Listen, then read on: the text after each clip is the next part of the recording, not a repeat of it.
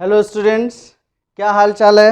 मैं आपका सोहराब सर और आज हम शुरू करने जा रहे हैं 12th पोर्शन। मैं आपको बता दूं कि आज से हम लोग शुरू करने जा रहे हैं 12th फिजिक्स और आज शुरू करेंगे हम लोग चैप्टर फर्स्ट। स्टूडेंट्स, आज से हम लोग 12th का शुरू करने जा रहे हैं, तो स्टार्ट करें। चलिए स्टूडेंट्स, स्टार्ट करते हैं चैप्टर फर्स्ट। तो सबसे पहले मैं आपको बता दूं कि चैप्टर जो फर्स्ट है वो बहुत ही इम्पोर्टेंट है और ये एक तरह से बेसिक है इलेक्ट्रोमैग्नेटिज्म का। इसीलिए जो पहला जो हमारा टॉपिक होगा, पहला जो हमारा चैप्टर होगा, इसको हम बड़े इजी वे में लेके चलेंगे, आराम से समझने की कोशिश करेंगे और वो बेसिक से बेसिक, वो छोटी से छोटी जो हमारा कॉन्सेप्ट से रिलेटेड जो चीज़ है, हम कोशिश करेंगे वो भी आपको समझ में आए और आप अच्छे से उसको समझ पाए। तो स्टार्ट करते हैं। इलेक्ट्रोमैग्नेटिज्म का ये पार्ट है। देखिए, ये हमारे पास जो पार्ट है वो है इलेक्ट्रोमैग्नेटिज्म।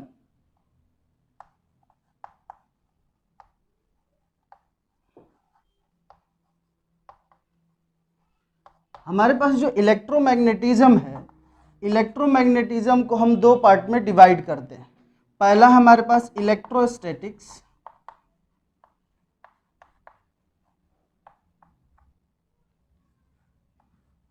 और सेकंड जो है वो है इलेक्ट्रोडायनेमिक्स।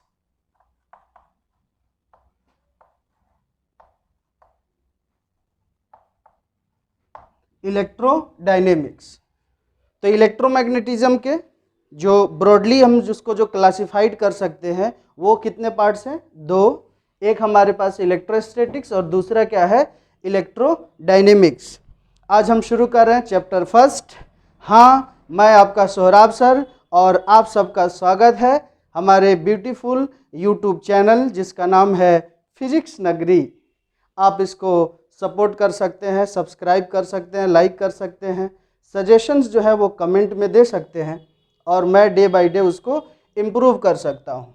कंटेंट्स आपको जो मिलेगा वो 100% रिलेटेड है बोर्ड, नीट, जेईई। आपको एक कंप्लीट पैकेज मिलेगा, पूरा जो सिलेबस है आपको यहाँ पर मिलेगा। आइए दोस्तों, तो इलेक्ट्रोमैग्नेटिज्म के दो हमने ब्रॉडली क्लासिफाइड कर दिया। एक हमारे पास है इलेक्ट्रोस्टैटिक्स, दूसरा है इलेक्ट्रोडायनेमिक्स। तो इलेक्ट्रोस्टैटिक्स क्या है? हम कह सकते हैं इलेक्ट्रोस्टैटिक्स जो है the branch of physics which deals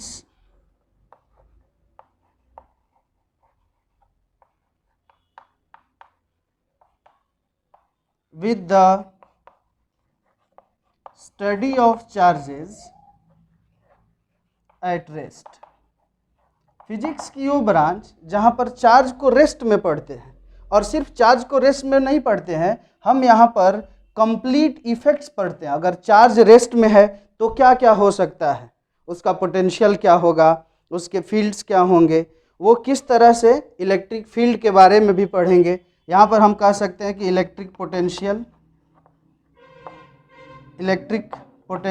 electric field, यहाँ तक कि जो फोर्स लगेगा, दो चार्जेज अगर रेस्ट में है तो उनके बीच में जो फोर्स लगेगा, जो कूलम्स लॉ में हम लोग पढ़ेंगे, तो वो सारा जो पढ़ेंगे वो हम लोग पढ़ेंगे इलेक्ट्रोस्टैटिक्स के। ये जो हमारा पोर्शन है इलेक्ट्रोस्टैटिक्स हम लोग यहाँ पर पढ़ेंगे। दूसरा जो हमारा ब्रांच है वो है इलेक्ट्रोडायनेमिक्स। स्टूडेंट्स, मैं आपको बता दूं 12th क्लास का जो फिजिक्स है उसमें जो मेजर पोर्शन है वो इसी का है, इलेक्ट्रोमैग्नेटिज्म का। और आज स्टार्टिंग क्लास है, बेसिक क्लास है। आपको कोशिश करनी होगी कि आप एक एक चीज़ को ध्यान से समझें, क्योंकि जैसे जैसे हम आगे बढ़ेंगे सिलेबस की ओर, आगे आगे नए नए टॉपिक्स जो आएंगे वो बेस्ड होंगे यहीं से।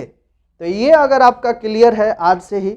एक और बात मैं आपको बता दूं, जो हमारा थ्योरी का जो लेक्चर होगा वो अलग होगा और कल जो ये इलेक्ट्रोस्टैटिक 0.1 और जो कल आपको लेक्चर मिलेगा इलेक्ट्रोस्टैटिक्स 0.2 या 0.2, वो जो आपका लेक्चर होगा वो न्यूमेरिकल बेस्ड होगा, जो कुछ भी हम आज पढ़ेंगे।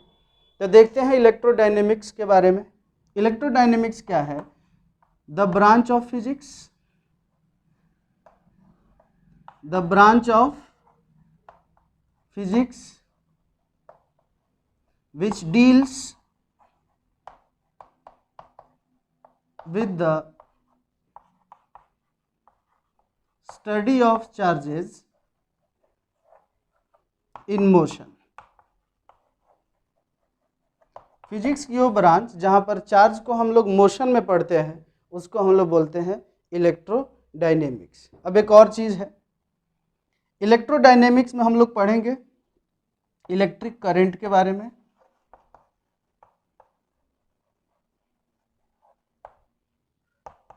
यहाँ हम लोग पढ़ेंगे मैग्नेटिज्म के बारे में,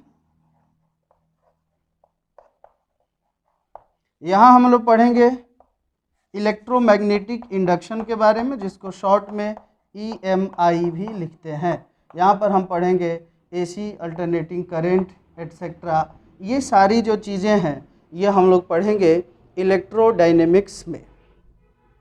स्टूडेंट्स, आज जो हमारा टॉपिक स्टार्ट हो रहा है वो स्टार्ट हो रहा है बेसिक, और आज से ही हम लोग स्टार्ट करने जा रहे हैं आप इसको नोट कर सकते हैं, डेफिनेशन जो है इलेक्ट्रोस्टैटिक्स का, इलेक्ट्रोडायनेमिक्स का, वीडियो पॉज करके भी आप लोग नोट कर सकते हैं।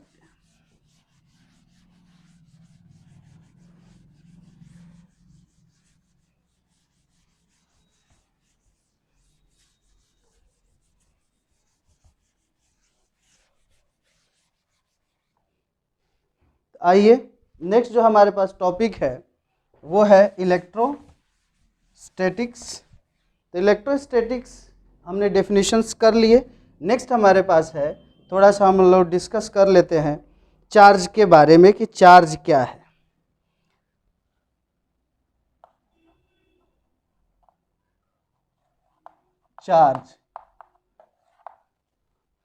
चार्ज के जब हम बारे में डिस्कस करते हैं तो हम लिख सकते हैं charge is the property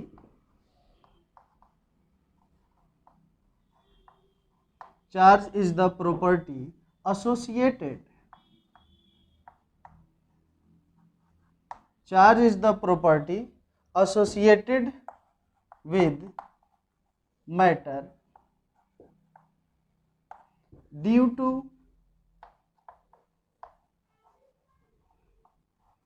to which it produces or experiences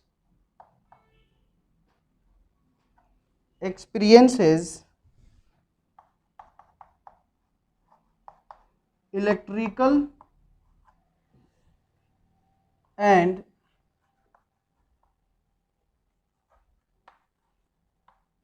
magnetic effects.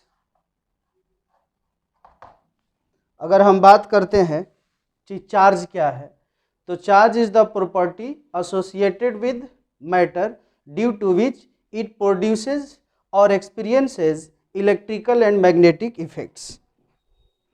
Charge जो है एक बेसिक प्रॉपर्टी है, जिस तरह से मास जो है वो बेसिक प्रॉपर्टी है किसी भी मैटर का, बिल्कुल वैसे ही चार्ज जो है वो क्या है, एक बेसिक प्रॉपर्टी है मैटर का, जिसके वजह से या तो वो इलेक्ट्रिक फील्ड को प्रोड्यूस करेगा या इलेक्ट्रिक फील्ड को एक्सपीरियंस करेगा। इसका एक और डेफिनेशन है, आप ऐसे भी लिख सकते हैं, और charge is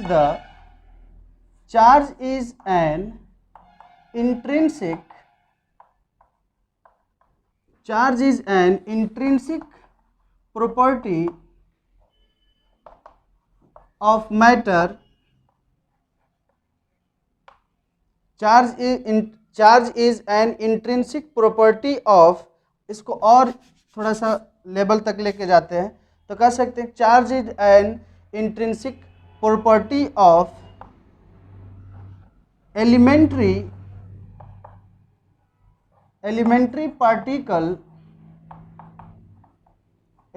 particles of matter। अब एलिमेंट्री पार्टिकल क्या है मैटर्स का? जो हमारे पास इलेक्ट्रॉन, प्रोटॉन, न्यूट्रॉन है वो हमारे पास एलिमेंट्री पार्टिकल्स हैं। उससे भी आगे जाएंगे तो क्वार्क्स आता है जो पढ़ना नहीं है, उसके बारे में हम लोग इधर डिस्कस नहीं करेंगे। तो charge is an intrinsic property, charge is an intrinsic property of elementary particles of matter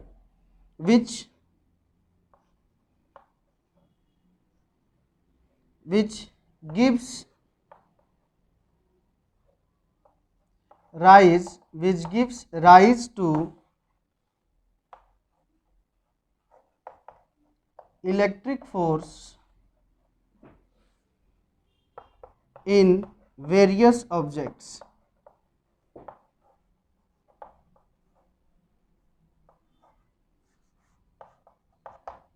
क्या हमारे पास दो डेफिनेशंस आपके सामने है। एक है charge is the property associated with matter due to which it produces और experiences electrical and magnetic effects. Second is charge is an intrinsic property. यहाँ पर ये बहुत ही इम्पोर्टेंट पॉइंट है, इंट्रिंसिक प्रॉपर्टी। इंट्रिंसिक प्रॉपर्टी का मतलब होता है, इंट्रिंसिक का मतलब होता है द प्रॉपर्टी, मास भी इंट्रिंसिक प्रॉपर्टी है, the property which you can not divide further. ऐसी प्रॉपर्टी जिसको स्टडी करने के लिए you can not divide further to study about it, वो जैसा है। तो जो हमारे पास चार्ज है वो क्या है, एक इंट्रिंसिक प्रॉपर्टी है किसी भी मैटर का। तो यहाँ पर जो है थोड़ा सा डिस्कस कर लेते हैं कि चार्ज को हम लोग रिप्रेजेंट करते हैं क्यू से, कई बार इसको हम लोग स्मॉल क्यू भी लिखा जाता है। चार्ज को हम लोग डिनोट करते हैं, वो किससे डिनोट करते हैं, क्यू से। अगर हम यूनिट की बात करें, यूनिट ऑफ चार्ज, तो यूनिट ऑफ चार्ज जो है वो आपका है कूलम, जिसको हम लोग कैपिटल सी भी लिखते हैं। तो चार्ज का जो यूनिट है वो क्या है हमारे पास, कूलम है। अगर आपसे कोई पूछता है कि 1 कूलम क्या है, अगर आपसे कोई पूछता है कि 1 कूलम क्या है, तो आप ऐसे लिख सकते हैं कि व्हाट इज 1 कूलम। हम ऐसे लिख सकते हैं the amount of charge following in 1 second, if current is 1 ampere। क्या लिख सकते हैं, the amount of charge following in 1 second if current is 1 ampere. अगर करंट 1 एम्पियर है तो कितना चार्ज फ्लो हो रहा है 1 सेकेंड में, वो आपका होता है 1 coulomb. The amount of charge flowing in 1 second if current is 1 ampere. तो हमने डिस्कस कर लिया चार्ज के बारे में, चार्ज का डेफिनेशन हो गया। उसके बाद चार्ज को रिप्रेजेंट करते हैं क्यू से, उसके यूनिट ऑफ चार्ज, और ये जो है वो हमारे पास इसको रिप्रेजेंट करते हैं कूलम से। आगे चलते हैं।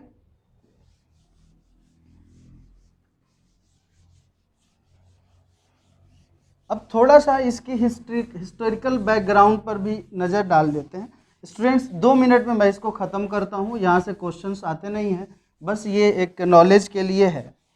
स्टूडेंट्स 600 BC में एक आदमी था, उसका नाम था थेल्स ऑफ मिलेटस।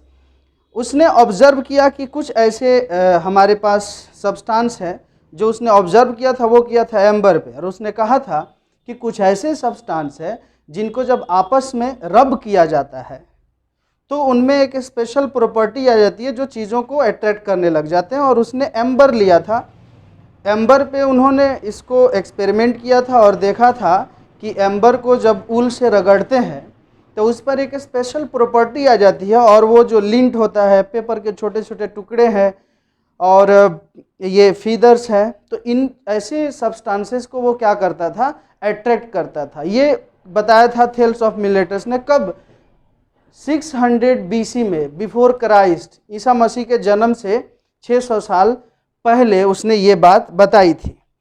उसके बाद लगभग ये जो थेल्स था, ये थेल्स ऑफ मिलेटस इसने बताई थी 600 BC में लगभग। उसके बाद दूसरा आदमी आया 1600 AD। अगर हम बात करें तो कह सकते हैं कि ऑलमोस्ट 200 ईयर्स बाद एक और आदमी आया। कितने दिन बाद? 2200 ईयर्स बाद, 2200 साल बाद एक आदमी आया। उसका नाम था विलियम गिलबर्ट। उसका नाम था विलियम गिलबर्ट।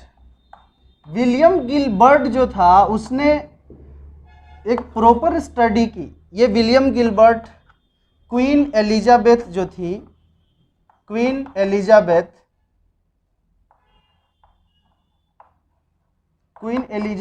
फर्स्ट, जो इंग्लैंड की महारानी थी। कहाँ की महारानी थी? इंग्लैंड की। ये उनका डॉक्टर था। विलियम गिलबर्ट जो था एक डॉक्टर था। अगर क्वेश्चन आ जाता है कि विलियम गिलबर्ट कौन था, तो यही हमारे पास एक डॉक्टर था। इसने जो है एक प्रॉपर स्टडी की, और विलियम गिलबर्ट ने एक बुक लिखी जिसका नाम था दी मैग्नीटे। दी मैग्नीटे का मतलब होता है ऑन द मैग्नेट। ये स्टडी की किसने? विलियम गिलबर्ट ने। और उसने एक किताब लिखी जिसका नाम है दी मैग्नीटे, जिसका मतलब है ऑन द मैग्नेट। और उसने अपनी पहली बार उसने अपनी किताब में उसने वर्ड यूज़ किया कि ऐसे सब्सटेंसेस जिनको आपस में रगड़ने पर, ध्यान से सुनिए, जिनको आपस में रगड़ने पर स्पेशल जो प्रॉपर्टीज आ जाती है अट्रैक्शन की, सभी सब्सटेंसेस के नहीं आती। आप लोहे को लोहे से रगड़ते रहिए, लोहे को तांबा से रगड़िए, लोहे को लकड़ी से आप रगड़ रहे हैं, तो आप सोचेंगे कि लोहे के अंदर, आयरन के अंदर भी वो प्रॉपर्टी आ जाए कि आप कागज़ को चिपकाने लग जाए या कागज़ जो है अट्रैक्ट करने लग जाए, तो ये पॉसिबल नहीं है। तो विलियम गिलबर्ट ने ऐसी सब्सटेंसेस जिनको रब करने पर, जिनमें ये प्रॉपर्टी आ जाती थी कि वो दूसरी चीज़ों को अट्रैक्ट करने लग जाते, जैसे कागज़ के छोटे छोटे टुकड़े या फिर फीदर्स, लिंट, स्ट्रॉ के टुकड़े, तो ऐसे सब्सटेंसेस को विलियम गिलबर्ट ने अपनी किताब दी मैग्नीटे में ऐसे सब्सटेंसेस को कहा इलेक्ट्रिका। ऐसे सब्सटेंसेस को उसने क्या कहा? इलेक्ट्रिका कहा। और मैं आपको एक बात बता दूं, ग्रीक में एम्बर को कहा जाता है इलेक्ट्रॉन, और ये सी नहीं है, वहां पर के है, इलेक्ट्रॉन। और ये जितने भी आप वर्ड पढ़ रहे हैं, इलेक्ट्रोस्टैटिक्स, इलेक्ट्रॉन, इलेक्ट्रिसिटी, इलेक्ट्रॉनिक, ये जितने भी आप टर्म्स पढ़ रहे हैं, ये सब यहीं से आया है। एम्बर जो है उसको ग्रीक में बोलते हैं इलेक्ट्रॉन, और उसी से बाद में ये सारा इलेक्ट्रॉन, इलेक्ट्रिकल स्टेट्स, ये सारी चीज़ें आई हैं। स्टूडेंट्स, प्रॉपर स्टडी की विलियम गिलबर्ट ने, और ये पहली बार ऐसी चीज़ों को नाम उसने दिया था इलेक्ट्रिका। स्टूडेंट्स, उसके बाद और भी साइंटिस्ट आए, और मैं आपको बता दूं कि जब हम बात करते हैं टाइप्स ऑफ चार्जेस की, तो इसमें कोई शक नहीं है कि दो टाइप्स के चार्जेस हैं। आपको पता होना चाहिए कि ये दो टाइप्स के जो चार्जेस हैं, इनको एक ज़माने में विट्रस और रेजिनस भी कहा जाता था, और बाद में उसको निगेटिव और पॉजिटिव कहा जाने लगा। तो आइए देखते हैं कि टाइप्स ऑफ चार्जेस क्या है। ये थोड़ी सी हिस्ट्री थी, आगे चलते हैं। ऐसा नहीं है कि जो आज हम पढ़ रहे हैं वो आज से ही है, पुराने लोग, बहुत पहले से लोग जो है देखते हैं, पढ़ते हैं, फिर वो हमारे पास चीज़ें आती हैं।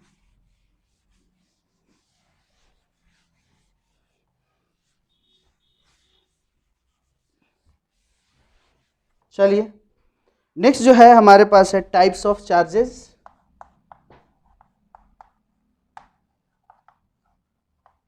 यहाँ पर हम लोग थोड़ा सा डिस्कस करें। टाइप्स ऑफ चार्जेस मैं आपको जल्दी जल्दी बता दूं कि दो टाइप्स हैं, एक है पॉजिटिव और दूसरा जो है नेगेटिव। पॉजिटिव चार्ज और दूसरा हमारे पास है नेगेटिव चार्ज। ये आप लोग 10th क्लास में भी पढ़ चुके होंगे कि there are two types of charges, positive और नेगेटिव, ये हमारे पास है। पॉजिटिव और नेगेटिव चार्ज को समझने के लिए चलिए एक थोड़ा सा क्वेश्चन देखते हैं। आइए इस पर हम लोग डिस्कस करते हैं। तो ये हो गए दो टाइप्स के चार्जेस। चार्जेस जो हैं दो टाइप्स के हैं। अब देखिए हम लोग एक चीज़ आप समझिए, यहाँ पर लिख लीजिए कि मास ऑफ इलेक्ट्रॉन जो है वो 9.1 इंटू 10⁻³ kg है। मास ऑफ प्रोटॉन की बात करते हैं तो वो है हमारे पास 1.6726 इंटू 10⁻27 kg। अगर मास ऑफ न्यूट्रॉन की बात करें तो 1.6749 इंटू 10⁻27 kg। यहीं से एक चीज़ देख लीजिए कि जो न्यूट्रॉन है, मास ऑफ न्यूट्रॉन वो थोड़ा सा ज़्यादा है। लिख लेते हैं कि मास ऑफ न्यूट्रॉन जो है वो थोड़ा सा ज़्यादा होता है किससे? मास ऑफ प्रोटॉन से। ये मैं क्यों लिख रहा हूँ? चार्ज पढ़ाते पढ़ाते मास पर क्यों आ गया? स्टूडेंट्स आइए एक एक्सपेरिमेंट देखते हैं। एक्सपेरिमेंट कह लीजिए, क्वेश्चन कह लीजिए, या कैसे पता चला कि इलेक्ट्रिक फोर्स नाम का कोई चीज़ है और वो कैसे होता है, चार्ज वगैरह के बारे में। स्टूडेंट्स आप 11th में भी पढ़ चुके हैं और 9th क्लास में भी पढ़ चुके हैं। एक फॉर्मूला है जिसको हम लोग gravitational force is equal to G m1m2 divide by r² लिखते हैं, जहाँ पर m1 मास ऑफ एक ऑब्जेक्ट होता है। जैसे एक ऑब्जेक्ट को यहाँ रख दिया m1 और एक ऑब्जेक्ट यहाँ पर है ये m2 और बीच में ये जो डिस्टेंस है r है, तो इन दोनों के बीच में फोर्स जो लगेगा मास के वजह से, उनके मास के वजह से जो एक दूसरे पर फोर्स लगेगा उसको हम लोग क्या बोलते हैं? F is equal to Gm1m2 by r²।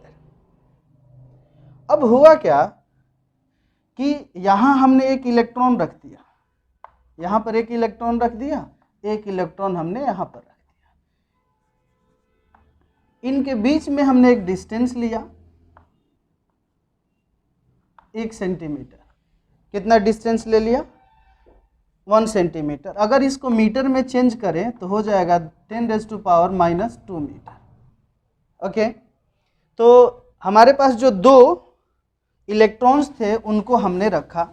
अब देखते हैं कि इलेक्ट्रॉन के बीच में कितना ग्रेविटेशनल फोर्स लगता है। तो यहाँ पर आप देख लीजिए F is equal to G की जो वैल्यू होती है, 6.67 इंटू 10⁻⁻11 न्यूटन मीटर स्क्वायर पर kg स्क्वायर। तो ये हमारे पास जो फॉर्मूला है वो F का है, ये G की वैल्यू है जिसको हम लोग ग्रेविटेशनल कांस्टेंट भी बोलते हैं। तो दो इलेक्ट्रॉन के बीच में, दो इलेक्ट्रॉन एक दूसरे पर कितना फोर्स लगाएगा, ग्रेविटेशनल फोर्स, उसके बारे में देखते हैं। तो ये हो गया 6.67 इंटू 10⁻⁻11 और m1 की जो वैल्यू है वो कितना है? 9.1 इंटू 10⁻, देख लीजिए मास ऑफ इलेक्ट्रॉन m1 जो है इलेक्ट्रॉन है, तो मास ऑफ इलेक्ट्रॉन कितना है? 9.1 इंटू 10⁻⁻19 kg, और ये भी 10⁻30 kg, और यहाँ पर भी 9.1 इंटू 10⁻31 kg। तो ये हो जाएगा -31 kg। स्टूडेंट्स मैं आपको बता दूं, क्योंकि m1 जो है वो भी और m2 भी दोनों सेम है, तो हम स्क्वायर भी लिख सकते हैं। चलिए मैं यहाँ पर लिख देता हूँ। दोनों के बीच का जो डिफरेंस है, जो डिस्टेंस है, उसको हम लोग मीटर में लेते हैं। हमने 1 सेंटीमीटर लिया था, लेकिन अब जो है हम 1 मीटर ले लेते हैं। ये हो जाएगा 10⁻⁻2 मीटर। तो 10⁻⁻2 मीटर जो है, इसको सोल्व करेंगे अगर, तो F = हमारे पास 5.5 × 10⁻⁻67 न्यूटन जो है वो फोर्स निकल के आएगा। ये मैं आपको क्यों बताया। अब इसको सोल्व कर सकते हैं। यहाँ पर पावर देख रहे, 31 है, 31 ऐड करेंगे, फिर -11 को ऐड करेंगे तो 73 होगा, फिर ये 9.1 और ये 6.7 आपस में मल्टीप्लाई होगा। ये जो नीचे 10 का है ये स्क्वायर हो जाएगा। यहाँ पर ये नीचे जो वैल्यू है वो क्या हो जाएगा, r² होता है फॉर्मूला में, तो ये स्क्वायर हो जाएगा। जब आप इसको सोल्व करेंगे तो ये वैल्यू जो है इतनी आएगी लगभग में 5.5 × 10⁻⁻67 न्यूटन। स्टूडेंट्स एक हमारे पास टॉपिक है जिसका नाम है कूलम्स लॉ, जिसको हम लोग को आगे पढ़ना है। F = नाम है K, Q1 और Q2 और डिवाइड बाई क्या होता है, r² होता है। ये दोनों फार्मूला लगभग एक ही जैसा दिखता है। यहाँ पर भी K कांस्टेंट है, यहाँ पर G है, यहाँ पर M1 M2 के जगह यहाँ पर Q1 Q2 है, और ये r² के जगह पर यहाँ भी r² ही है। लेकिन ये हम लोग यूज़ करते हैं इलेक्ट्रोस्टैटिक्स निकालने के लिए, जो आगे पढ़ना है आप लोग को।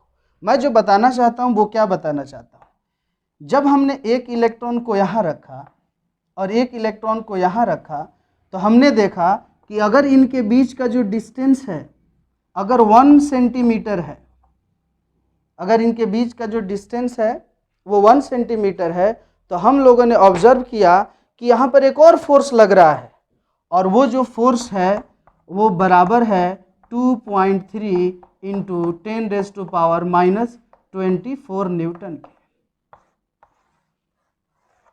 एक और फोर्स एक्सपीरियंस हुआ, और जो उसकी वैल्यू थी 2.3 × 10⁻⁻24 न्यूटन। ये जो फोर्स था वो ग्रेविटेशनल फोर्स था, जो मास के वजह से था।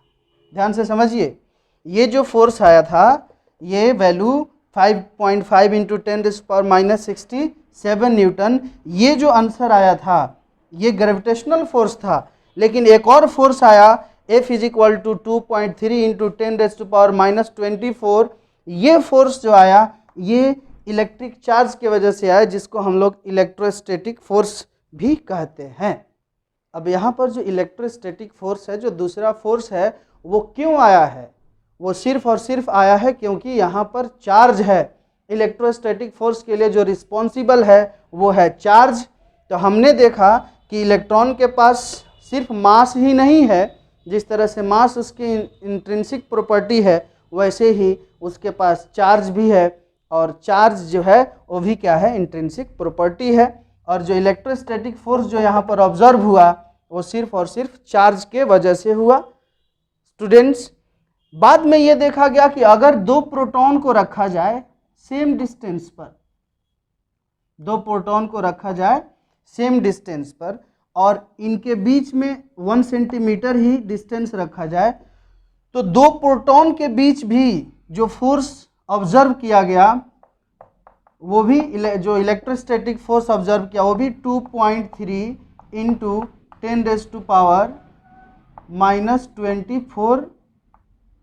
10⁻⁻24 न्यूटन ही मिला। जब हमने, ठीक से लिख देता हूँ,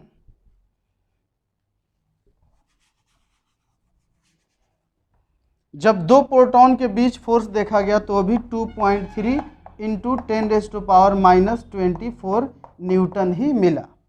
एक और बात बता दूं आपको, ये जो दोनों फोर्स थे, ये दोनों जो फोर्स थे यहाँ पर दो प्रोटॉन के बीच और दो न्यूट्रॉन के बीच, तो ये दोनों, ये भी फोर्स कैसा था, रिपल्सिव था, और ये भी फोर्स कैसा था, रिपल्सिव था। एक और चीज़ समझ लीजिए,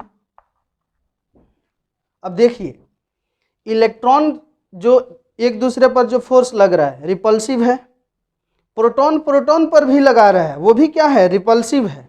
एक चीज समझ में आ गई कि इनका मैग्नीट्यूड सेम है, यानी जो वैल्यू है वो क्या है, सेम है। फिर देखा गया और क्या किया गया, एक प्रोटॉन रखा गया और एक इलेक्ट्रॉन रखा गया, और दोनों के बीच का जो डिस्टेंस है वो 1 सेंटीमीटर पर देखते हैं, तो फिर से जो आंसर आता है वो आता है 2.3 इंटू 10⁻⁻24 न्यूटन। यहाँ पर प्रोटॉन और इलेक्ट्रॉन के बीच 1 सेंटी कितना रखा गया, 2.3 इंटू 10⁻⁻24 न्यूटन। लेकिन इस बार ये जो इलेक्ट्रॉन और प्रोटॉन के बीच लगा, ये फोर्स रिपल्सिव नहीं था, ये अट्रैक्टिव था।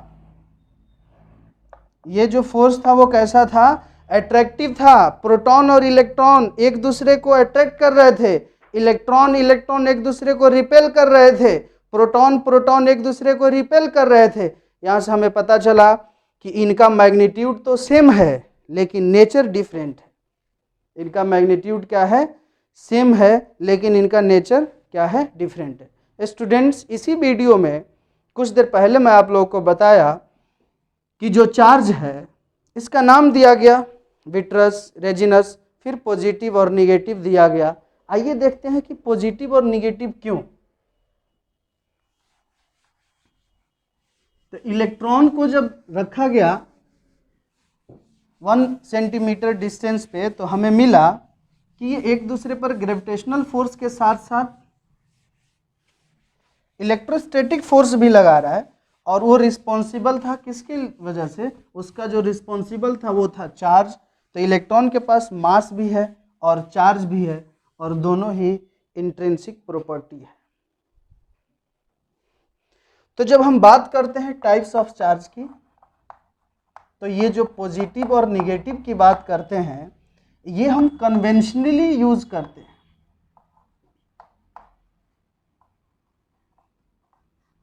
कन्वेंशनली जो है हम लोग इसका इस्तेमाल करते हैं कि एक पॉजिटिव है एक निगेटिव है। तो प्रोटॉन पे जो चार्ज होता है उसको हम लोग पॉजिटिव लेते हैं, प्लस 1.6 इंटू 10⁻⁻19 कूलम, और इलेक्ट्रॉन पे जो चार्ज है उसको माइनस 1.6 इंटू 10⁻⁻19 कूलम। इसका ये मतलब नहीं है कि प्रोटॉन का जो चार्ज है वो ज़्यादा है, इलेक्ट्रॉन पे जो चार्ज है वो कम है क्योंकि ये निगेटिव में है। ऐसा कंसेप्ट बिल्कुल नहीं आप इस्तेमाल करेंगे। मैं आपको बताता हूँ होता क्या है कि मान लीजिए एक हमारे पास ये कोई हमारे पास ऑब्जेक्ट है, इसके पास 5 इलेक्ट्रॉन है और 5 प्रोटॉन है, समझ जाइए इसको। और मैं यहाँ पर एक इलेक्ट्रॉन लेकर के आता हूँ, आपको क्या लगता है कि ये इलेक्ट्रॉन जो है इसको रिपेल करेगा? नहीं करेगा। अभी इलेक्ट्रॉन न्यूट्रलाइज हो गया है ये 5 प्रोटॉन को लेकर के। चलिए एक और देखते हैं। यहाँ पर मैं 4 इलेक्ट्रॉन लेके आता हूँ, चलिए 5 इलेक्ट्रॉन है और 5 प्रोटॉन है। फिर से यहाँ पर मैं एक प्रोटॉन लेके आता हूँ, यहाँ पर भी प्रोटॉन है, यहाँ पर भी प्रोटॉन है। आपको क्या लगता है ये प्रोटॉन इस प्रोटॉन को रिपेल करेगा? नहीं करेगा।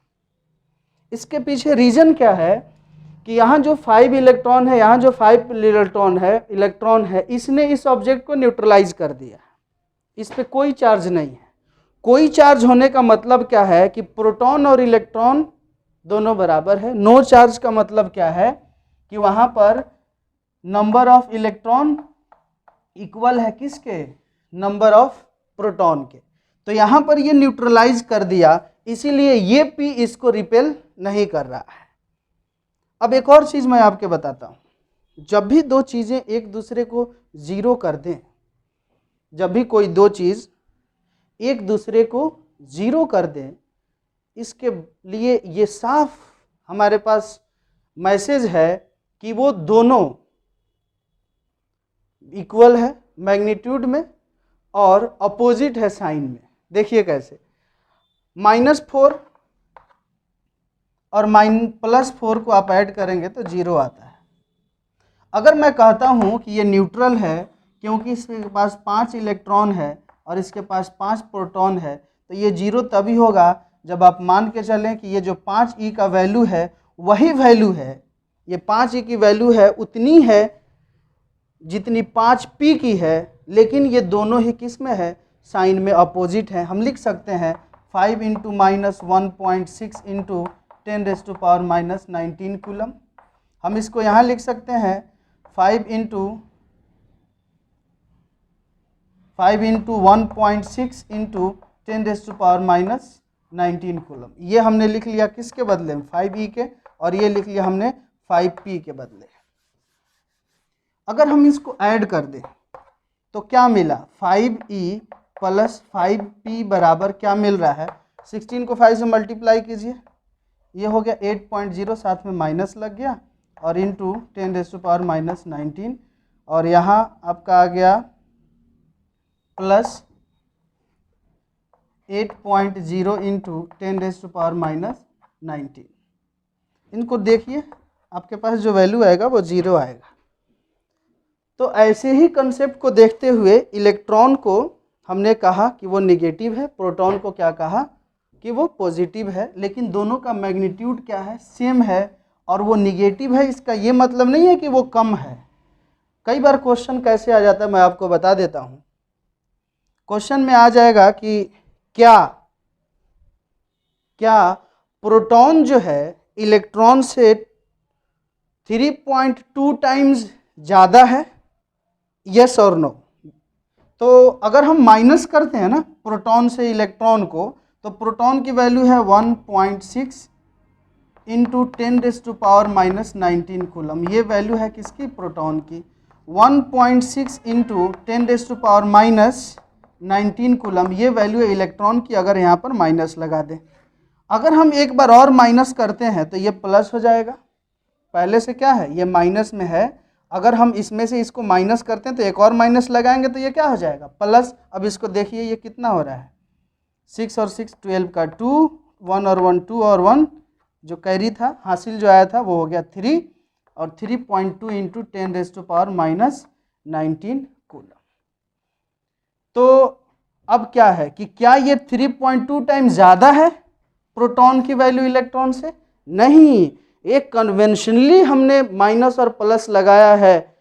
अगर शुरू में अगर किसी ने इलेक्ट्रॉन को ही प्लस मान लिया होता और प्रोटॉन को भी निगेटिव मान लिया होता तो ये बिल्कुल वैसे ही काम करता, बस सारी चीज़ें बदल जाती। बिल्कुल भी इसका ये मतलब नहीं है कि इलेक्ट्रॉन कम है और प्रोटॉन क्या है, ज़्यादा है। आइए आगे चलते हैं।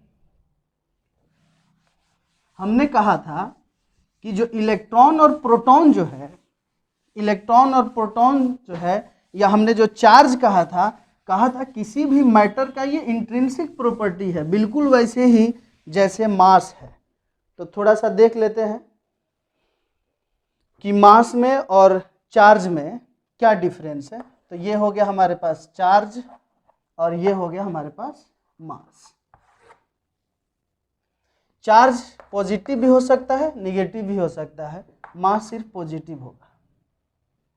चार्ज पॉजिटिव निगेटिव होता, मास सिर्फ और सिर्फ पॉजिटिव होगा।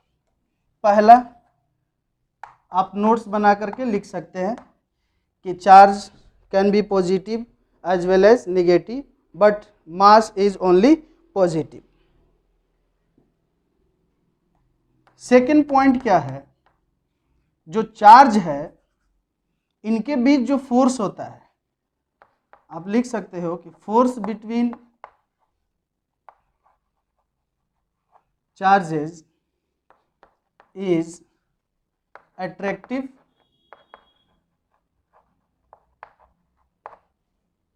as well as repulsive।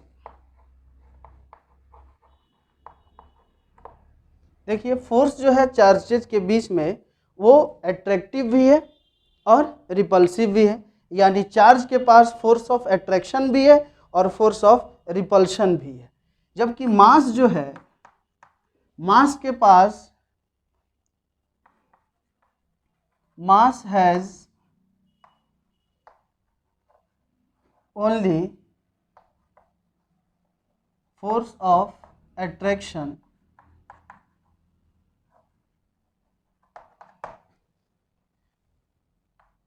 masses have only force of attraction, जो हमारे पास जो मास है उनके पास सिर्फ और सिर्फ क्या है, फोर्स ऑफ अट्रैक्शन है। दो मासेज एक दूसरे को सिर्फ और सिर्फ अट्रैक्ट कर सकते हैं, रिपेल नहीं कर सकते। अच्छा, यहाँ से एक चीज़ मैं बता दूँ आपको कि जब हमने 1 सेंटीमीटर डिस्टेंस पर दो चार्ज को रखा था तो फोर्स ऑफ अट्रैक्शन जो आया था या फोर्स ऑफ रिपल्शन जो आया था दो इलेक्ट्रॉन के बीच में या दो प्रोटॉन के बीच में या प्रोटॉन इलेक्ट्रॉन के बीच में, वो सारी वैल्यू सेम थी। यहाँ पर देख लीजिए, वो वैल्यू थी 2.3 इंटू 10⁻⁻24 न्यूटन, जो हमारा Fe आया था। चाहे वो दो प्रोटॉन के बीच था तो रिपल्शन था, दो इलेक्ट्रॉन के बीच था तो भी रिपल्शन था, लेकिन प्रोटॉन और इलेक्ट्रॉन के बीच था तो अट्रैक्शन था। अब एक और चीज़ है, जब हमने ग्रेविटेशनल फोर्स निकाला था जो मास के वजह से था, तो वो आया था लगभग 5.5। जब हमने इलेक्ट्रॉन को रखा था 1 सेंटीमीटर दूर पे, तो कितना 5.5 इंटू 10⁻⁻67 न्यूटन। तो आप देख सकते हैं जब 10 के पावर जो है ना, जितना ज़्यादा निगेटिव में हो वो उतना कम होता है।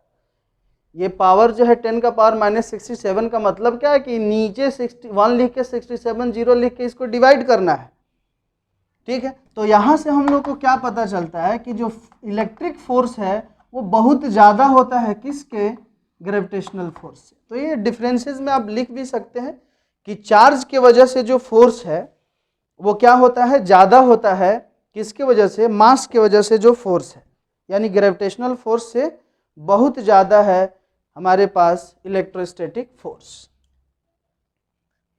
थर्ड पॉइंट की अगर हम बात करते हैं तो जो चार्ज है, चार्ज इज स्पीड इंडिपेंडेंट। ये बहुत ही इंपॉर्टेंट लाइन है, पॉइंट है। Charge is speed independent. Third point में हम लिखेंगे कि मास जो है, मास इज स्पीड डिपेंडेंट।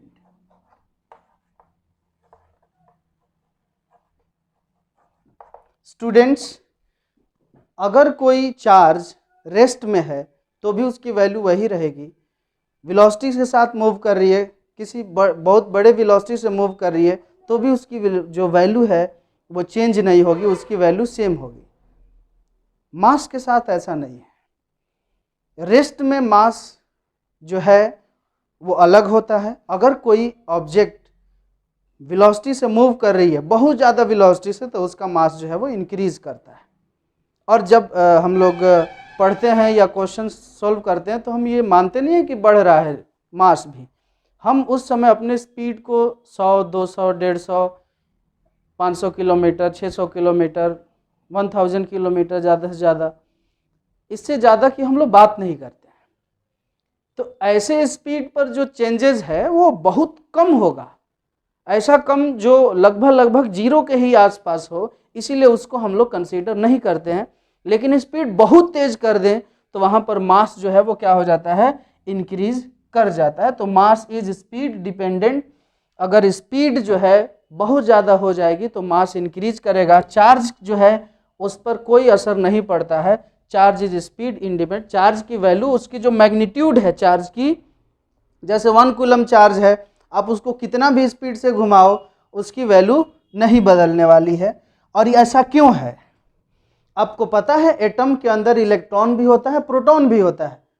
आपको क्या लगता है कि चार्ज का जो अगर मास पे डिपेंड करे तो इलेक्ट्रॉन बहुत ज़्यादा स्पीड से मूव करता है एक एटम के अंदर, और वो इतनी ज़्यादा उसकी स्पीड है कि दुनिया का कोई भी एटम न्यूट्रलाइज नहीं हो सकता, न्यूट्रल नहीं हो सकता।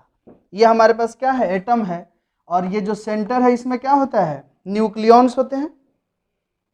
न्यूक्लियॉन्स में प्रोटॉन और न्यूट्रॉन होता है, लेकिन इसके चारों तरफ जो सेल है उसमें कौन मूव करता है, इलेक्ट्रॉन मूव करता है। और इलेक्ट्रॉन की जो स्पीड है वो प्रोटॉन से कंपैरिजन में कई गुना ज़्यादा है। तो क्या आपको लगता है कि ये इलेक्ट्रॉन जो स्पीड से मूव कर रहा है और इसकी स्पीड जो है, मास तो डिपेंड करता है, मास बढ़ता है, लेकिन चार्ज जो है वो नहीं बढ़ेगा। किसकी वजह से? चार्ज की वैल्यू अगर बढ़ जाए तो आपको लगता है कि इलेक्ट्रॉन प्रोटॉन बराबर रहने से कभी कोई ऑब्जेक्ट हमारे पास जो मैटर है वो न्यूट्रल होगा? कभी नहीं होगा। किसी भी ऑब्जेक्ट के पास इलेक्ट्रॉन प्रोटॉन बराबर होने के बाद भी वो न्यूट्रल रह ही नहीं सकता, वो वायलेट हो जाएगा ये नियम, क्योंकि इलेक्ट्रॉन तो मूव कर रहा है और चार्ज अगर मूवमेंट के साथ बढ़ने घटने लग जाए तो ये जो रूल है कि इलेक्ट्रॉन प्रोटॉन बराबर होने से कोई भी ऑब्जेक्ट न्यूट्रल होता है, उस पर कोई चार्ज नहीं होता है, ये जो है वायलेट हो जाएगा, इसमें प्रॉब्लम आ जाएगी। तो स्पीड के साथ चार्ज पर कोई असर नहीं होता है। सॉरी। नेक्स्ट हमारे पास जो है इसकी जो फॉर्मूला है एक m is equal to m naught root 1 minus v square by c square. यहाँ जो वी स्क्वायर है वो स्पीड है जिससे हम किसी मास को भेज रहे हैं, ये है मास और ये जो है मास एट रेस्ट। तो अगर कोई ऑब्जेक्ट मूव कर रहा है बहुत स्पीड से तो उसकी यानी उसकी जो मास है वो क्या हो जाएगी? इंक्रीज कर जाएगी, चार्ज के साथ ऐसा नहीं है। नेक्स्ट टॉपिक पर चलते हैं।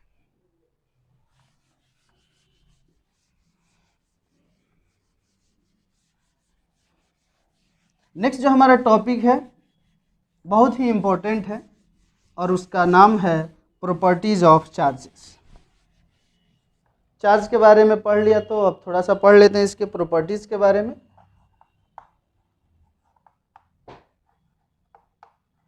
तो प्रॉपर्टीज ऑफ चार्जेस, जो पहली प्रॉपर्टी है वो है कि like charges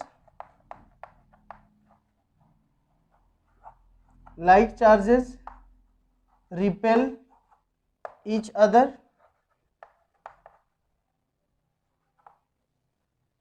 and unlike charges attract each other।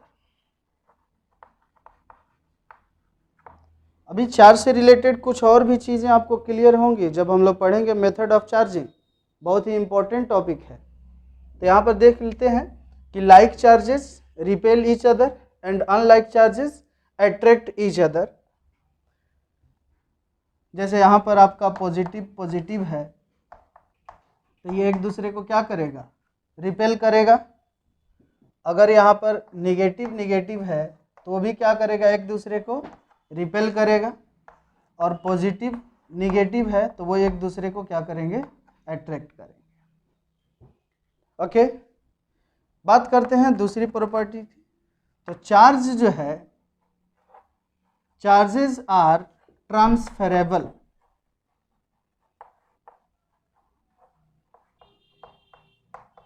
Charges are transferable. Charge को हम एक ऑब्जेक्ट से दूसरे ऑब्जेक्ट पे ट्रांसफ़र कर सकते हैं। जैसे अगर हमारे पास ये कोई ऑब्जेक्ट है जो पॉजिटिवली चार्ज्ड है, अगर इसके साथ हम दूसरे किसी कंडक्टर को टच करते हैं तो यहाँ से जो है इस पर चार्ज ट्रांसफ़र हो सकता है। अगर ये न्यूट्रल है तो इस पर क्योंकि पॉजिटिवली चार्ज ज़्यादा है तो हो सकता है कि इसके इलेक्ट्रॉन्स जो है इधर आ जाए। आप एक बात ध्यान रखिएगा कि कभी भी निगेटिव चार्ज इलेक्ट्रॉन ही मूव करता है, ऐसा नहीं है कि पॉजिटिव चार्ज मूव करेगा। तो हम कहते हैं ऐसे कि ये भी पॉजिटिव हो गया। ये पॉजिटिव क्यों हुआ? पहले ये क्या था? पहले ये था न्यूट्रल, लेकिन जब इसके इलेक्ट्रॉन्स इसमें चले गए तो इस पर भी क्या हो गया? इसके अंदर भी डेफिसिट ऑफ इलेक्ट्रॉन हुआ, जिसके वजह से ये भी पॉजिटिव चार्ज हो गया। तो ऐसा लगता है कि पॉजिटिव इधर गया, नहीं, इलेक्ट्रॉन इधर चला जाएगा। जब भी हमारे पास जो ट्रांसफर है तो ट्रांसफर ऑफ इलेक्ट्रॉन है, ट्रांसफर ऑफ प्रोटॉन नहीं है, वो तो न्यूक्लियस में, उसको कैसे तोड़ेंगे आप? तो यहाँ पर एक और चीज़ समझ लीजिए कि अगर यहाँ पर कोई निगेटिवली चार्ज था और इसके कांटेक्ट में हम दूसरे किसी ऑब्जेक्ट को लेकर के आ जाते हैं तो इस पर इलेक्ट्रॉन जो है वो क्या हो जाएगा? मूव कर जाएगा। और ये क्या हो जाएगा? अगर ये न्यूट्रल था, जैसे यहाँ पर ये ऑब्जेक्ट ए था, ये बी था, ये सी था, ये डी था, तो ए जो है वो चार्ज था, बी नहीं था, तो चार्ज जो है ट्रांसफ़र हो गया। तो हम क्या sir, charges are transferable, charge को एक जगह से दूसरी जगह पर हम ट्रांसफर कर सकते हैं। थर्ड हमारे पास जो प्रॉपर्टी है वो है कंजर्वेशन ऑफ चार्ज। क्या है हमारे पास, थर्ड जो प्रॉपर्टी है वो है कंजर्वेशन ऑफ चार्ज।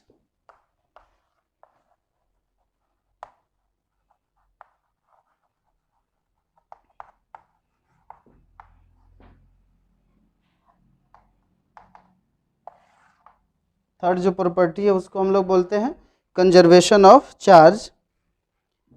इसी को ऐसे भी लिखा जाता है कि charges are conserved.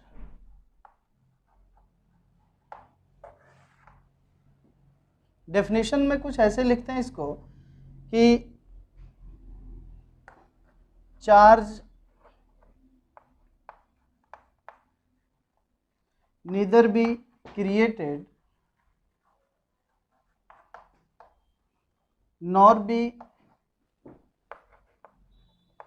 destroyed, it can transfer from one object to other. Charge को हम क्या कर सकते हैं, सिर्फ ट्रांसफर कर सकते हैं। Charge neither be created nor be destroyed, it can transfer from one object to another. इसको हम लोग बोलते हैं कंजर्वेशन ऑफ चार्ज। तो आप इसको ट्रांसफर कर सकते हैं। इसको हम ऐसे भी बोल सकते हैं कि total charge of an isolated system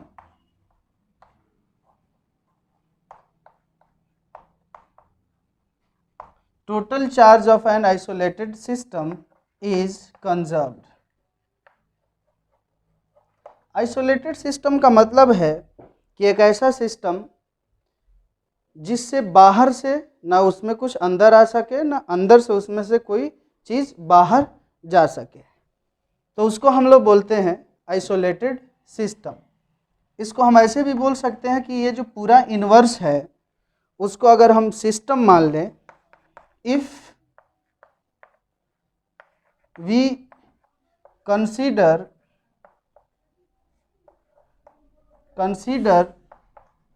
the universe as a system,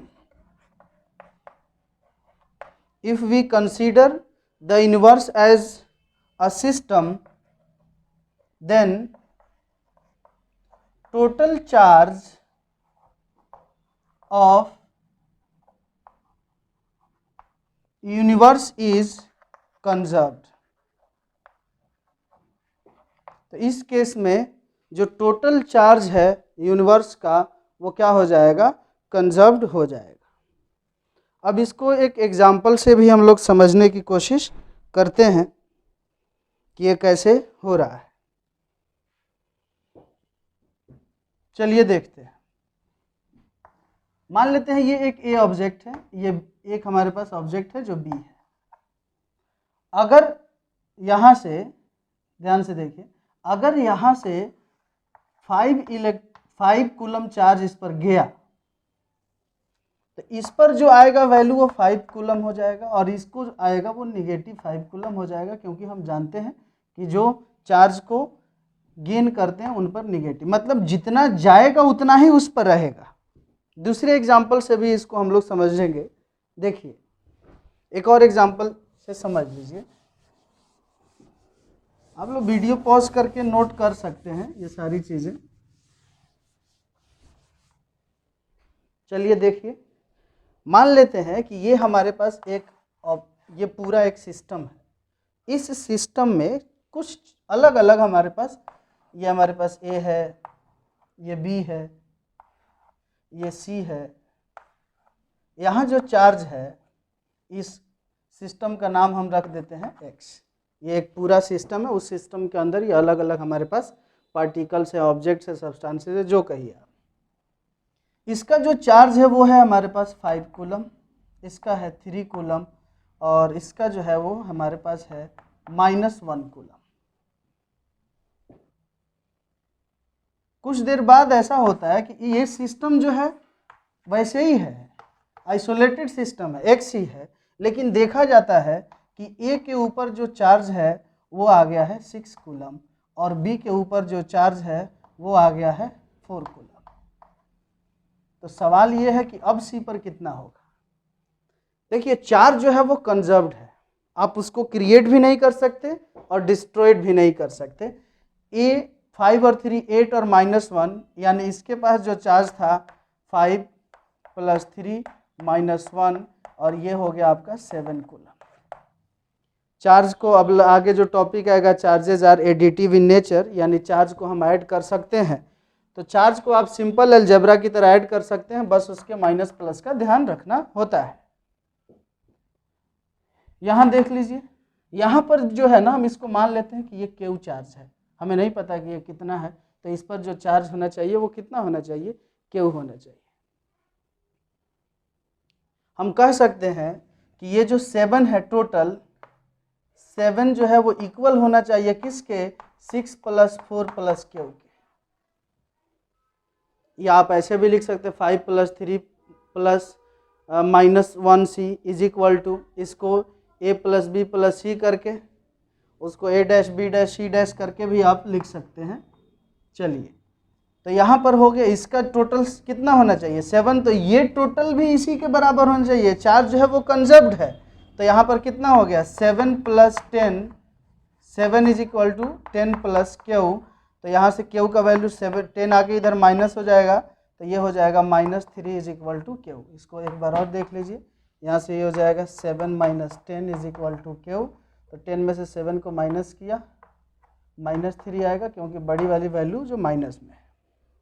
Q की वैल्यू कितनी आ गई 3, यानी यहाँ पर जो चार्ज होगा वो -3 कूलम होगा। तो एक सिस्टम का जो चार्ज है वो क्या होता है, कंजर्व्ड होता है। इस तरह के आप ढेर सारे, एक क्वेश्चन दे रहा हूँ, आप इसको सॉल्व करके कमेंट में आंसर बताएंगे।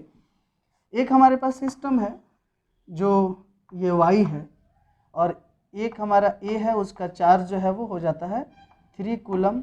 एक b है, उसका चार्ज हो जाता है 7 कूलम, कितना 7 कूलम। और एक c है, उसका चार्ज हो जाता है 2 कूलम। लेकिन कुछ देर बाद देखा जाता है, या यूं कह लीजिए इसको आपस में मिलाया गया, तो कुछ ऐसा हुआ कि a के बाद जो चार्ज है वो आ गया -5 कूलम, और c के बाद जो चार्ज आया वो आ गया 8 कूलम। अब आपको बताना है कि b के ऊपर कितना चार्ज है, b का जो चार्ज है वो क्या होगा। मैं उम्मीद करता हूं कि जो स्टूडेंट्स देख रहे हैं आप लोग इसको सोल्व करेंगे कि b के ऊपर जो है वो कितना चार्ज होगा। गलत हो सही हो आप सोल्व करके कमेंट में लिखेंगे, सही होगा गलत होगा मैं आपको बता दूंगा।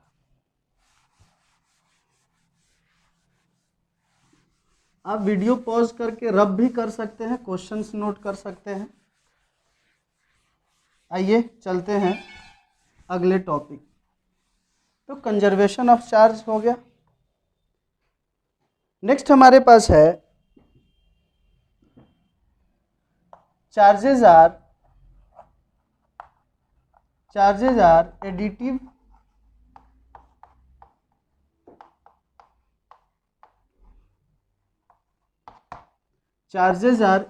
in nature. Charges are additive in nature.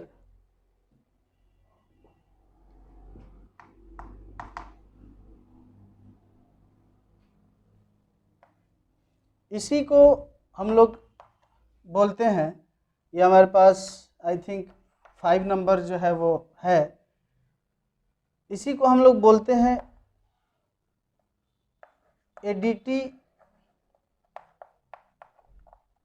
Additivity of charges.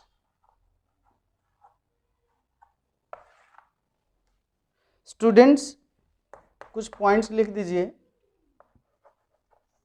कि सबसे पहले चार्ज जो है charge is scalar quantity. Charge जो है वो क्या हमारे पास स्केलर क्वांटिटी होती है। दूसरा पॉइंट ये लिख लीजिए कि charge can be added as real numbers. जैसे रियल नंबर्स को हम लोग ऐड करते हैं उसी तरह से हम लोग चार्ज को भी ऐड कर सकते हैं एग्जाम्पल के लिए। लेकिन तीसरा पॉइंट जो है वो बहुत इम्पोर्टेंट है। हम लिख सकते हैं at the time of addition of charges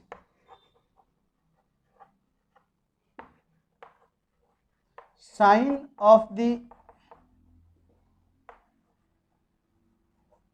charges must be taken into consideration। जब चार्जेस को आप ऐड करेंगे at the time of addition of charges sign of the charges must be taken into consideration. Charge को जब जोड़ते हैं तो उनका साइन का जो है वो ध्यान रखना ज़रूरी है। एक ऑब्जेक्ट है, उसके ऊपर जो चार्ज है वो मान लीजिए 5 कूलम है, -3 कूलम है, 7 कूलम है। मैं पूछता हूँ कि इसका नेट चार्ज क्या होगा। अगर हम नेट चार्ज की बात करें तो लिखेंगे 5 कूलम प्लस 7 कूलम और -3 कूलम, तो कितना हो जाएगा ये 5 कूलम 7 12 और 12 से 3 को माइनस कर दिया 9 कूलम। एक हमारे पास ऑब्जेक्ट है, उसके पास -3 कूलम है, -9 कूलम है और +5 कूलम है। ये ए ऑब्जेक्ट है, ये बी है। अगर इस पर नेट चार्ज की बात करें कि नेट चार्ज कितना है तो क्या लगता है आपको कितना होगा। 9 और 3 दोनों माइनस में है, 9 और 3 12 हो गया, 12 से 5 को माइनस कर देते हैं, प्लस में 5 है तो 7 और 5 12 होता है, तो ये -7 कूलम होगा। अब एक क्वेश्चन देता हूँ स्टूडेंट्स, आप लोग इसको सोल्व करेंगे और कमेंट में लिख के ज़रूर बताएंगे। ये हमारे पास ऑब्जेक्ट सी है और सी पर बताना है कि कितना चार्ज है, नेट चार्ज बताना है कि कितना होगा। यहाँ पर क्या बताना है कि जो नेट चार्ज है वो क्या होगा सी पर। अगर एक चार्ज जो है वो 5 कूलम है, दूसरा चार्ज जो है 7 कूलम है और तीसरा चार्ज जो है वो 9 कूलम है माइनस का, हमें बताना है कि इस पर जो है वो नेट चार्ज क्या होगा। तो अभी हमने पढ़ लिया कि charges are additive in nature. Charge को वैसे ही जोड़ा जा सकता है या घटाया जा सकता है जैसे हम रियल नंबर्स को जोड़ते और घटाते हैं। नेक्स्ट टॉपिक पे चलते हैं। नेक्स्ट जो टॉपिक है वो है कि charges produces electric and magnetic field. ये बड़ा ही इम्पोर्टेंट है कि जो चार्ज है वो क्या करता है,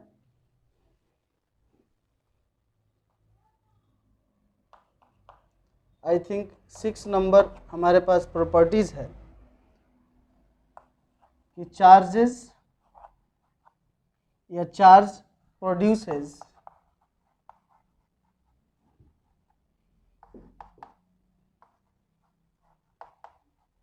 electric and magnetic field.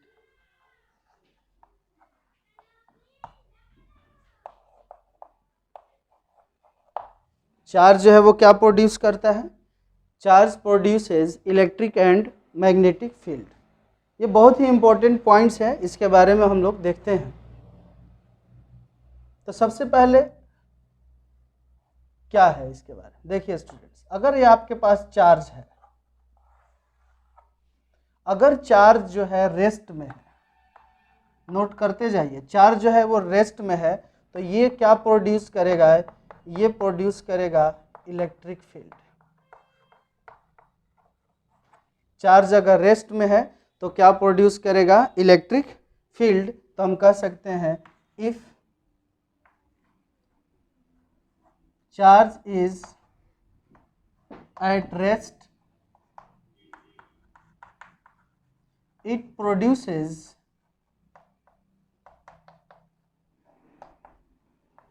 Electric field.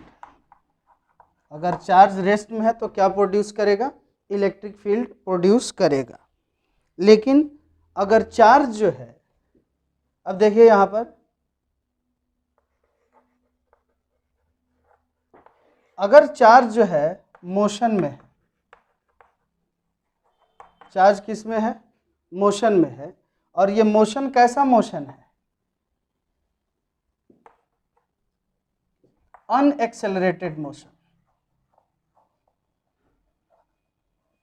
कैसा मोशन है? अनएक्सेलरेटेड मोशन, जिसको हम कह सकते हैं कि मूव कर रही है कांस्टेंट वेलोसिटी से। कैसे मूव कर रहा है? Constant velocity. आप लिखना चाहते हैं तो लिख सकते हैं, इसको मैं बोल के भी लिखा देता हूं। अगर ये कांस्टेंट वेलोसिटी से मूव कर रहा है तो ये प्रोड्यूस करेगा इलेक्ट्रिक फील्ड। क्या प्रोड्यूस करेगा? इलेक्ट्रिक फील्ड, और साथ के साथ मैग्नेटिक फील्ड भी।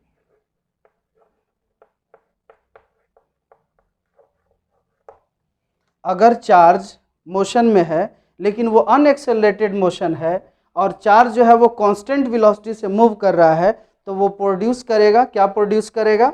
इलेक्ट्रिक फील्ड और साथ के साथ मैग्नेटिक फील्ड भी। आप लिख सकते हैं if the charge is moving with constant velocity or if the charge is moving with unaccelerated motion, then it can produce electric field as well as magnetic field.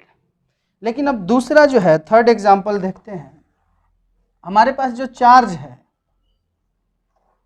Charge जो है वो motion में है, कैसे? Accelerated motion. कैसे move कर रहा है? एक्सेलरेटेड मोशन से। एक्सेलरेटेड मोशन का मतलब क्या है? कि वेलोसिटी जो है वो कांस्टेंट नहीं है। आप ये भी कह सकते हैं कि moving with non constant velocity. Velocity जो है वो क्या है? कांस्टेंट नहीं है। इस केस में तीन चीजें होंगी। ये प्रोड्यूस करेगा इलेक्ट्रिक फील्ड, साथ के साथ प्रोड्यूस करेगा मैग्नेटिक फील्ड,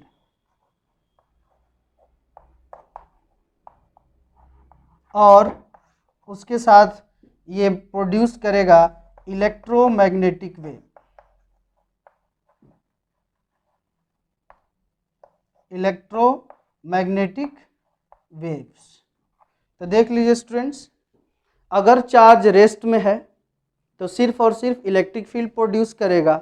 अगर चार्ज मोशन में है, अनएक्सेलरेटेड मोशन है, तो इलेक्ट्रिक फील्ड और मैग्नेटिक फील्ड प्रोड्यूस करेगा। लेकिन चार्ज जो है वो एक्सेलरेटेड मोशन में है, तो यहाँ पर तीन चीज़ें होंगी, इलेक्ट्रिक फील्ड, मैग्नेटिक फील्ड और साथ के साथ इलेक्ट्रोमैग्नेटिक वेव्स। तो ये हमारे पास हो गया 6 नंबर। अब नेक्स्ट देखते हैं, इसको आप नोट कर सकते हैं कि चार्ज जब मोशन में हो, रेस्ट में हो, तो वो क्या क्या प्रोड्यूस कर सकता है।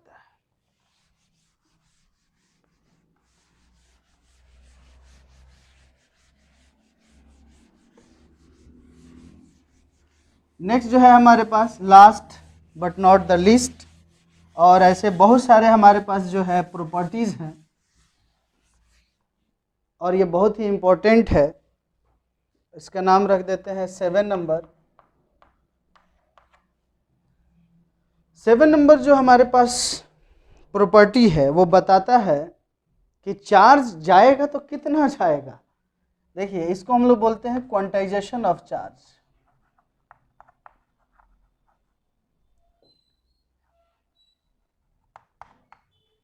Quantization of charge.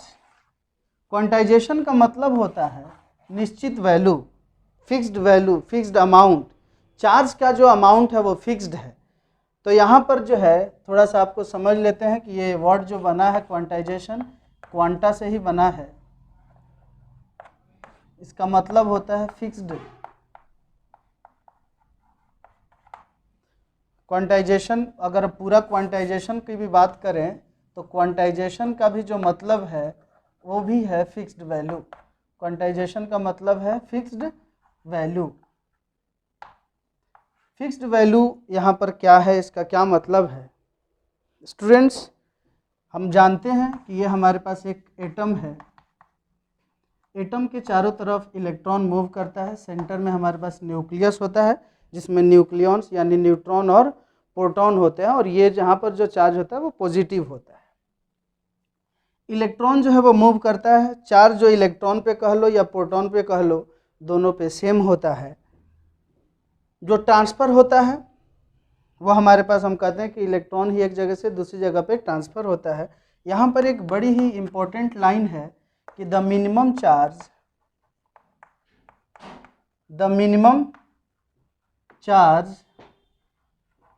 that can exist in free state is charge on electron। Electron पे जो चार्ज है वो मिनिमम चार्ज है जो फ्री स्टेट में एग्जिस्ट कर सकता है। उससे अगर हम छोटा चार्ज लेते हैं तो वो फ्री स्टेट में एग्जिस्ट नहीं करता है।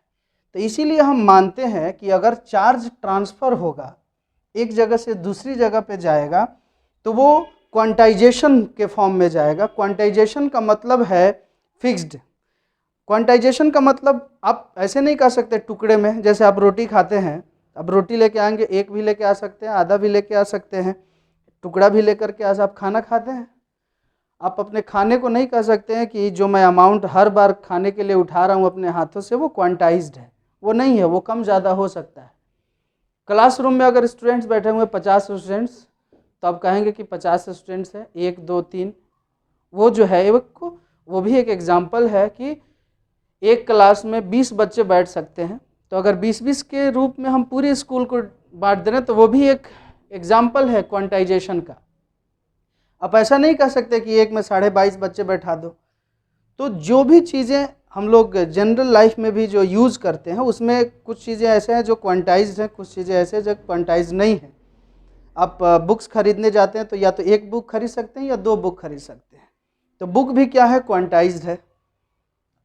अगर कोई 5-5 बुक का बंडल बनाया हुआ है तो आप जाएंगे तो वो 5 बंडल देगा, तो कहेगा कि मैं एक दे ही नहीं सकता, मेरे पास बंडल है। तो वो भी एक एग्जाम्पल है किसका, क्वांटाइज्ड होने का। क्वांटाइजेशन ऑफ चार्ज कहता है कि चार्ज जो क्यू होगा वो इक्वल होगा किसके, एन ई के, जहाँ पर एन जो है वो क्या है, इंटीजर है। यहाँ एन क्या है, इंटीजर है, और ई जो है वो हमारे पास चार्ज ऑन इलेक्ट्रॉन है। ई जो है वो इलेक्ट्रॉन की बात हो रही है। तो क्यू इज इक्वल टू क्या है, एन ई है। तो अगर कहीं पर भी चार्ज जाएगा तो इसी फॉर्म में जाएगा। अब ऐसा नहीं हो सकता है कि किसी ऑब्जेक्ट के ऊपर जो चार्ज जाए वो 2/3 ई चला जाए। ऐसा पॉसिबल नहीं है कि 1.7 इलेक्ट्रॉन चला जाए किसी पर। ऐसा भी पॉसिबल नहीं है कि आप लिख दे 13/19 जो है वो इलेक्ट्रॉन, ये पॉसिबल नहीं है। जब भी हमारे पास जो चार्ज जाएगा या तो 1 जाएगा या 2 जाएगा या 3 जाएगा, जो इलेक्ट्रॉन जाएगा, सॉरी, जब भी इलेक्ट्रॉन जाएगा वो किसके फॉर्म में जाएगा, इंटीजर्स के फॉर्म में जाएगा। वो 1 जाए, 2 जाए, 3 जाए, 4 जाए, ऐसा नहीं है कि आधा इलेक्ट्रॉन चला जाएगा। लेकिन चार्ज कितना जाएगा हम जानते हैं कि एक इलेक्ट्रॉन पे जो चार्ज है वो 1.6 इंटू 10⁻⁻⁻19 कूलम है। तो अगर एक इलेक्ट्रॉन जाएगा तो चार्ज कितना जाएगा, देखिए, अगर एक इलेक्ट्रॉन जाएगा तो चार्ज कितना जाएगा, देखिए, एक इलेक्ट्रॉन, तो Q is equal to n की जगह पर हो गया 1 और E की वैल्यू हम पुट कर देंगे 1.6 इंटू 10⁻⁻19 कूलम। तो यहाँ जो चार्ज है वो कितना है, 1.6 को 1 से मल्टीप्लाई करेंगे तो 1.6 इंटू 10⁻⁻19 कूलम। अगर एक ऑब्जेक्ट है वहां से 2 इलेक्ट्रॉन गया तो चार्ज कितना गया, ये दोनों में अंतर है। इलेक्ट्रॉन एक गया लेकिन चार्ज कितना गया, तो जो उसकी वैल्यू है उतना चार्ज वो साथ में लेकर के जाएगा।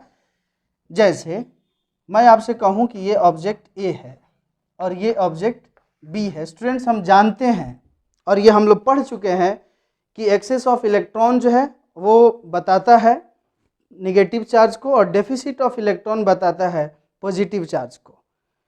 हम ये भी जानते हैं कि जो ऑब्जेक्ट इलेक्ट्रॉन को डोनेट करता है या अपने से निकालता है वो पॉजिटिवली चार्ज हो जाता है, और जिस पर इलेक्ट्रॉन जाता है वो क्या हो जाता है, निगेटिवली चार्ज हो जाता है। अगर यहाँ से 2 इलेक्ट्रॉन इसके पास चला गया, बी के पास 2 इलेक्ट्रॉन बी के पास चला गया, तो ए जो हुआ वो पॉजिटिवली चार्ज हुआ, बी जो हुआ वो निगेटिवली चार्ज हुआ। अगर मैं कहूं कि ए पर जो चार्ज है वो कितना है, तो आप लिख सकते हैं +2e, नो प्रॉब्लम। मैं कहूं कि बी पर कितना चार्ज है, आप लिख सकते हैं -2e। अगर मैं कहूं कि वैल्यू के फॉर्म में बताओ तो आपको लिखना पड़ेगा ए पर जो चार्ज है वो 2 × 1.6 10⁻⁻19 कूलम। मल्टीप्लाई कर दीजिए तो ए पर जो आएगा ये प्लस में होगा और कितना होगा 3.2 × 10⁻⁻19 कूलम। ए जितना डोनेट करेगा बी उतना ही लेगा, हम जानते हैं कंजर्वेशन ऑफ चार्ज। तो बी ने क्या किया है, एक्सेप्ट किया है इलेक्ट्रॉन को, तो बी पर जो चार्ज होगा वो क्या होगा, निगेटिव होगा। ये हो जाएगा 3.2 × 10⁻⁻19 कूलम। तो हमें क्या पता चला कि चार्ज जब भी जाएगा वो एक क्वांटा के फॉर्म में जाएगा, एक पैकेज के फॉर्म में जाएगा, और वो पैकेज है 1.6 × 10⁻⁻19 कूलम। स्टूडेंट्स, एक और प्रॉपर्टी है जिसके बारे में हम लोग डिस्कस कर चुके हैं और उसका नाम है इनवेरिएंस ऑफ चार्ज।